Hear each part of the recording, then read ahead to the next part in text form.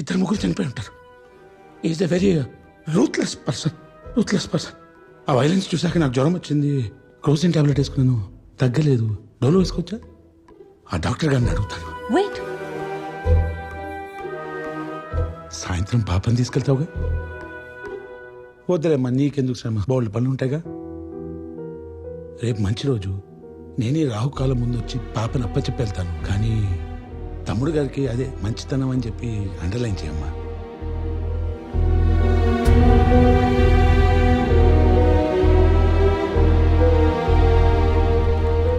Hello, దాయమాయం charitable trust.